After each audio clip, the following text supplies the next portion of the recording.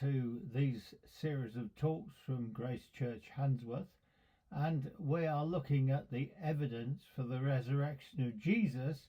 And as I said, we're calling witnesses from history to witness about the resurrection.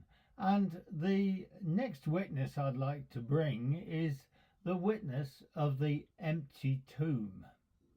And from the historical counts in the Gospels, we see that Jesus died on the cross and he was buried in a borrowed tomb. Now, the one thing that the Roman guard was very good at and would make sure of is that the person executed was dead. The agonizing death from crucifixion could actually take up to about 36 hours. But death could be hastened by breaking the legs so that a man suffocated. This was the Romans' idea of mercy. But the chief priests wanted this done, it says, so that the dead bodies would not defile the Sabbath. So the two people who were crucified with Jesus, the two brigands, had their legs broken. But the gospel accounts make it clear that Jesus had actually died before this could be done to him. But just to make sure death had occurred, a soldier thrust a spear into his side, and what appeared, it says, like blood and water came out. Now, probably medically, this is a sign of where the red and the white blood cells have coagulated due to the rupture of the heart. So maybe Jesus died literally of a broken heart. But whatever, it is absolutely certain that Jesus died on the cross. The executioners knew their job and knew that any prisoner who escaped alive, well, their own lives might be forfeit for that. So we can be certain that Jesus was dead when he was taken down from the cross. And this disposes of a rather ridiculous theory, which is known as the swoon theory, that Jesus didn't actually die on the cross, but after being flogged, crucified, his body wound in strips of cloth, the cold of the tomb somehow revived him, and he managed to then sit up, remove the grave clothes, shift a large stone by himself, and walk miles on wounded feet to convince the disciples he had actually risen. Well, if you want to believe that, then frankly, you'll believe anything. It's easier to me to believe the stories of the resurrection. But Jesus was dead when they took him down from the cross, and the fate of those bodies of those crucified was usually left to any relatives they might have.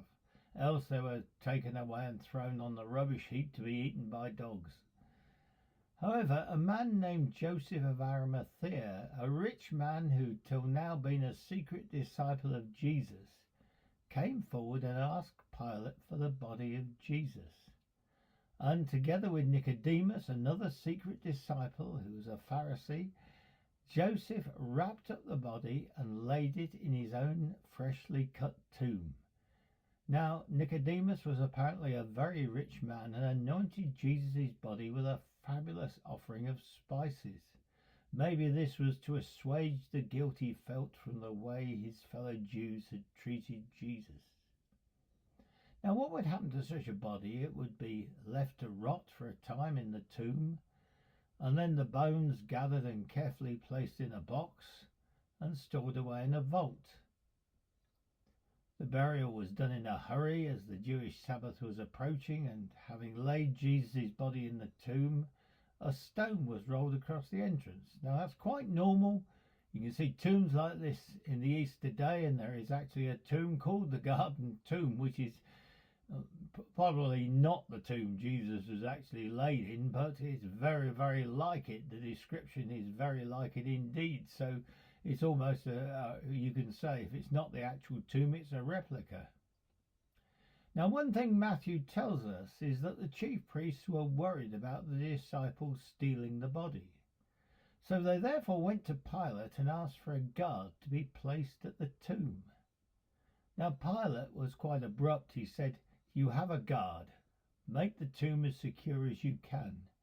Well, who were the guard? Well, my own particular view is that by this time Pilate was sick and tired of these Jewish authorities, and he threw the responsibility of guarding the tomb back on the priests. So it was the temple guard who was set to guard the tomb. And they also sealed it with a seal, and they kept watch over the tomb. But by the Sunday morning, the stone was rolled away, the body of Jesus had gone. So what had happened? Well, the Gospels tell us that the women came and they found the tomb empty and the stone rolled away.